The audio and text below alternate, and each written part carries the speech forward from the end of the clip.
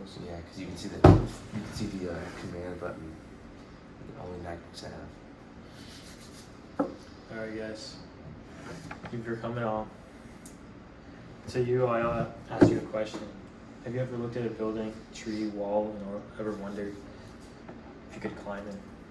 To that I say, have you ever tried rock climbing or indoor rock climbing? Yes. Yeah. For some, yeah, you might. And so we're going to talk a little bit about that and how it challenges your mental and physical state. And how fun it can be as going with friends or just experiencing by yourself. So we're going to talk about little 3 points of rock climbing and different types of it, right? The first one is bouldering.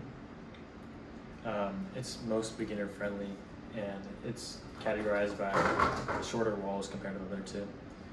It's usually like 15 to 20 feet off the ground, and unlike the other two types of climbing, you're completely by yourself, so you don't need any harnesses or any kind of gear besides maybe your rock climbing shoes, and that's it. But instead of having a harness to keep you safe, the thick crash pads on the floor will help protect you from your fall.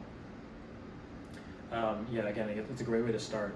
So it's great to develop that sense of problem solving strength that you develop in rock climbing.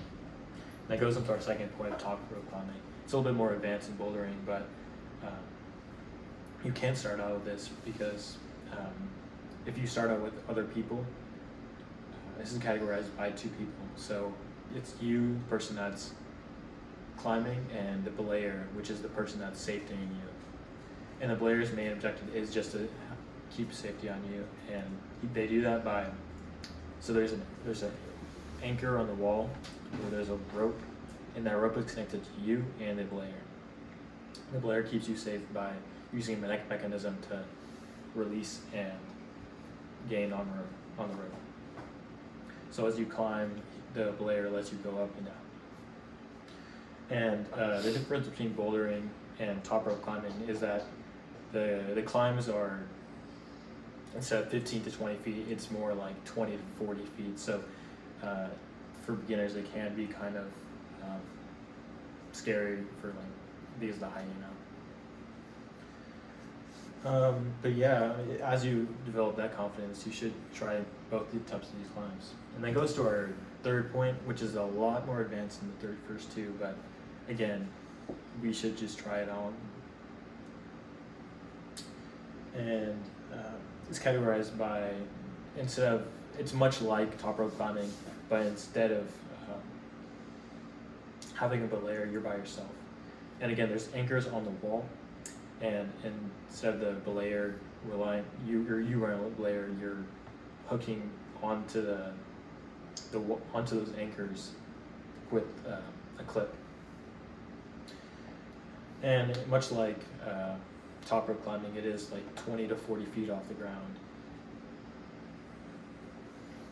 And it's a lot more mental because you are by yourself, but still, again, it still can be scary.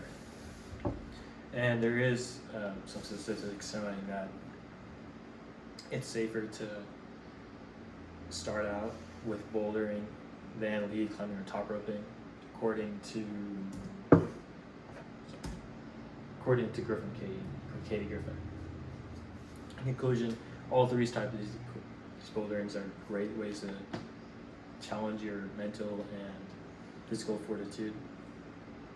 And as a beginner, I implore you to try all these types of climbing, and if you're just starting out or going on to want to progress in your rock climbing journey. Thank you.